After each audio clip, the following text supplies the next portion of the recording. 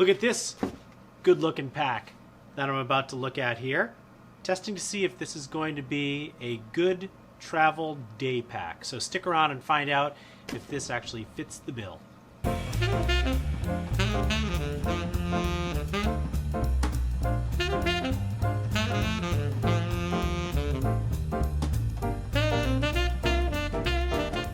So what we have here is an Osprey.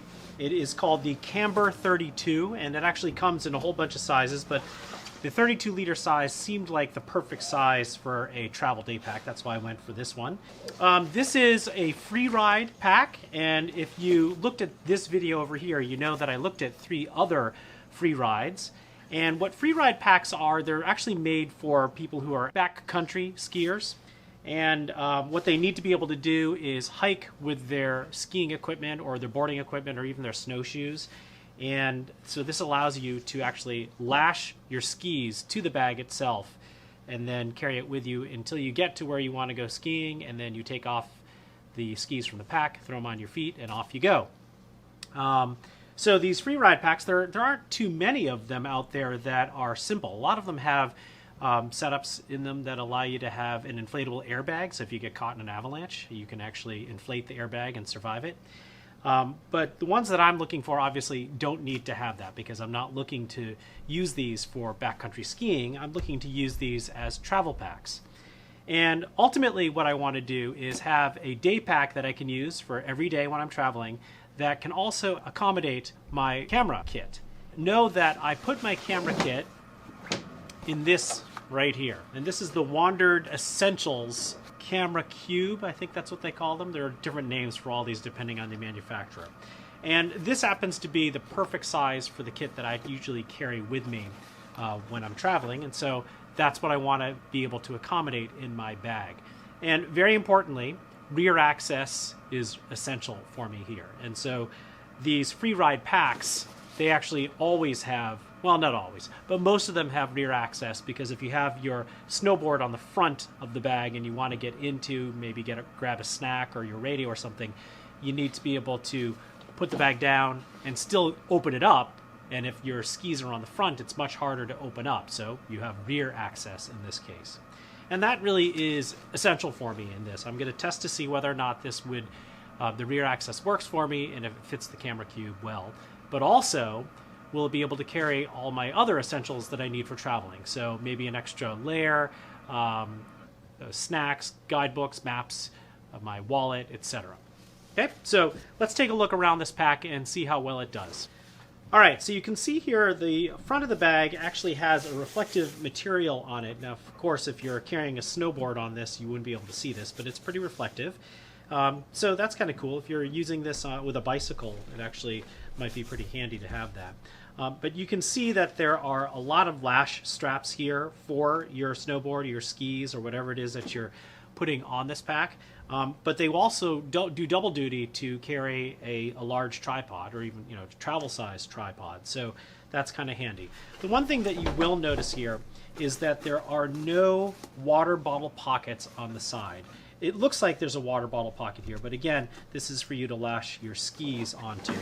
And same here on this side. Now, I think there's probably a way that you can attach a water bottle pocket in this area here if you really want to, so I don't think you're at a total loss. But you should know that this pack and all the packs that are free ride packs also do have the ability to carry a water bladder, so that makes it a lot easier if you're somebody who likes to use water bladders. All right, so looking at the front here, you'll notice that right from the start there are some interesting things here. This right here houses a little area where you can actually attach your helmet. If you're skiing, obviously you'd want to have a helmet. If you're traveling, say, touring New York City, having a helmet probably won't be too useful for you. So that just tucks away up here and you don't even have to see it. So piece of cake there. And on the top here, there's access. And actually, it's not really the top. I'm going to bring you to the front panel here. And you do need to unclip in order to open this up as fully as possible. And you can see what this does is it opens up to the area where you would normally keep your your avalanche shovel and your probe, etc. And these are actually not pockets. They appear to be pockets, but they're actually sleeves that go all the way through to the bottom. So not terribly useful for much beyond your shovel parts and your probe. But what you do have that's pretty useful here is a front mesh pocket where you can put your cell phone, perhaps, any number of things, maybe a couple of granola bars here. And one thing to note that I think is interesting here, and I'm still not quite sure I understand what's going on, but there's an extra zipper pull that this here unzips so that you can get access here. Now, I'm not quite sure why that would be important, why you wouldn't be able to just use this other zipper to get access. So kind of strange. And the fact that it's a different color, I must be overlooking something here. It probably offers something that I just don't get. I was hoping that this actually gave me access to the main compartment, but unfortunately it does not. So just keep in mind, it's 3 zipper pulls for this one front compartment of the bag. The bag itself has a flat bottom, so this will be able to stand up on its own, which is pretty handy. Although when I'm accessing my camera equipment, I wouldn't be using it standing up like that. I'd be flopping it on its front like this to keep the suspension system off wet ground. All right, so let's take a look and see what we have here on the top of the bag. You have a goggle pocket here, and it's the size for a goggle pocket, so it's a little strange to only put your sunglasses in here, although obviously they'd be able to fit in there perfectly. It's a little bit big, and it has a fabric that clearly is made to be non-scratch. It's not quite fleece lined, but it's certainly much softer, a soft polyester, so you wouldn't scratch anything that you put in there. And this is a rear access, as I've told you already. And one thing I do want to point out to you, and this is one of the problems that I saw with the Deuter Freeride 30, which is you'll see that there are load lifters here that attach to the shoulder strap. The problem with having load lifters is that they're great, all right, but unfortunately you have to unsnap the load lifters in order to get access to the main compartment, in order to open up the zipper that gives you back panel access. That's kind of a killer for me, because having that extra step just slows me down if I want to try to get a photo really quickly. So kind of bummed about that. It's not terrible, but I don't love it. And you can also see here, before I actually open up the back, there is an insulated envelope, I guess you would call it, for the tube that would be coming out of your water bladder so it doesn't freeze, and I think that's pretty handy. And there are 2 zipper pulls on either side. By the way, the zipper pulls are great. I love these. They really are easy to grip. You could easily grab them if you're wearing mittens or gloves. And you can see here that there's also an adjustable sternum strap, a lash point here to clip things to. The shoulder straps themselves have a breathable, it's not a mesh, but it's a breathable polyester fabric, and it's just enough foam that it actually is going to be cushy and comfortable. Osprey knows how to make suspension systems. I mean, they make the adventure packs that you would use for multiple weeks, so they know how to do suspension systems for a pack that's this size. And then you'll note that as you look here at the very back, there is some three-dimensionality associated with the EVA foam here. I wouldn't say it's exactly going to be perfectly breathable because your back is going to push up against it. But, you know, it's to some degree it's raised, so it'll allow for some movement of air, much better than having just a completely flat back that would get things really sweaty. And then you can see here we have a nice, simple, lightweight, but padded hip belt that wraps right around you and takes the weight off of your shoulders and puts it onto your hips. And there's also a hole here in case your water bladder springs a leak. Instead of going in and getting everything in your pack all wet, it'll leak out down your pants and make it look like you just peed yourself. So, great. All right, so, oh, and by the way, I should note that you can see here, this is the medium-large version. They actually make a small medium version as well, but because of my height, I needed the medium-large version. And then on the actual hip belts, you can see there are really generously sized pockets, and these could fit my cell phone without too much of a problem, and both of them are the exact same size. So that's a handy thing to have there. Not all these packs have that. Again, an adjustable belt here so that it fits everybody. It is not a removable hip belt, so that's one thing to keep in your brain. And it is fixed, unlike the Deuter Freeride, which has a little bit of a float in it. This one's fixed. All right, so let's go ahead and dig into the main compartment. Again, I've already disconnected the load lifters, and this is a number 10 YKK zipper, really beefy. It's not going to fail you. And it zips all the way down, or almost all the way down, to the very bottom of the pack. And this zipper is not a waterproof zipper in any sort of way, so that's something to keep in your brain. And also note that this actually goes inside of the hip belts, which I think is a good design. Those that go outside of the hip belts mean that when you open up this bag, when you open up the back cover, this part of the hip belt actually touches the wet grass. In this case, the hip belt is always, the part that's touching your body is always facing up and out of the snow or rain. All right, so let's go ahead and flop this open.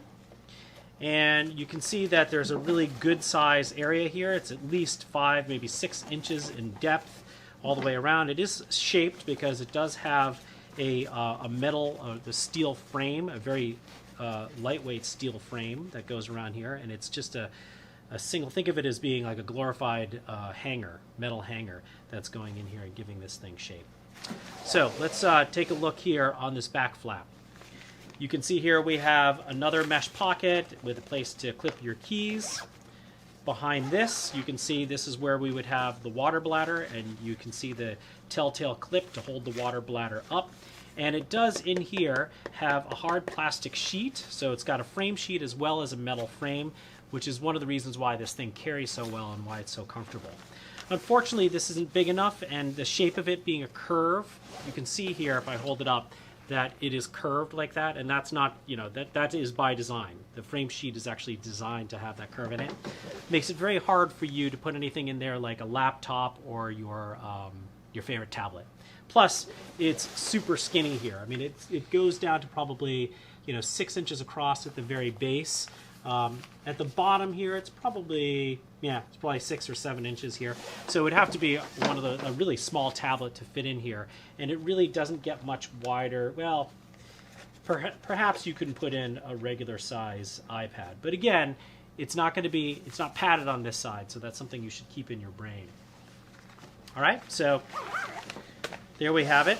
And here you can see this is the pocket that holds your goggles, so it sort of floats into the main compartment space as well. And then if I reach over here and I grab my my Essentials camera cube here, and I put this thing in here, you can see that it fits quite nicely. In fact, there's really, it fits as well as you can imagine it fitting here, because it's so, the depth at the very bottom, and actually the depth overall is such that it really swallows this thing up. And not only that, but the metal frame actually kind of locks the camera cube in there. And in case you're wondering, you can actually put this camera cube in either direction, although I don't think it fits as well when I put it in this direction. This is sort of when it's wider than it is tall. But it would work if you really wanted to do that way. I just think that it works better if you put it in the taller rather than wide configuration. It really locks in there, and that's one of the things that I find really attractive about this. And you can see it very easily swallows it up and it closes it in there.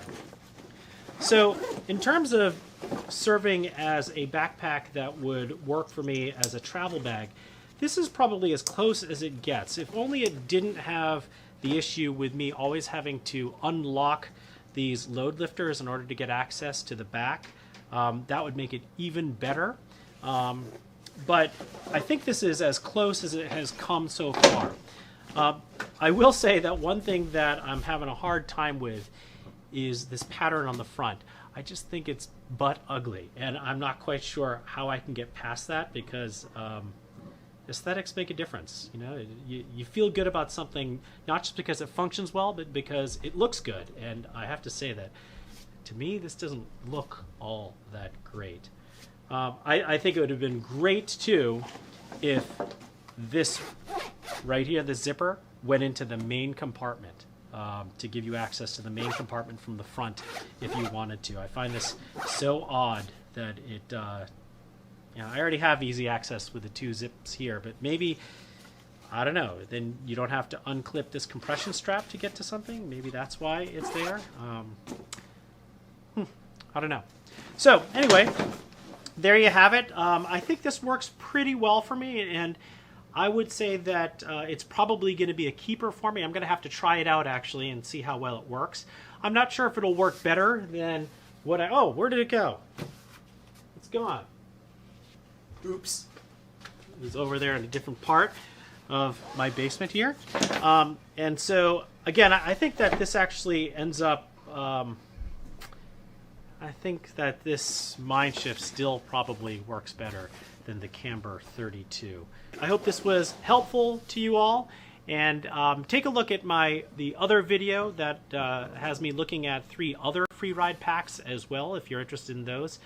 And even if you're not interested in it for the same reason that I am, it might be useful for you to take a look at that if you're interested in these packs in general, because I give you a tour around each of those packs. All right, don't forget to subscribe right here and take a peek at my other videos, and stay safe as always, you guys, in the time of COVID-19. Goodbye.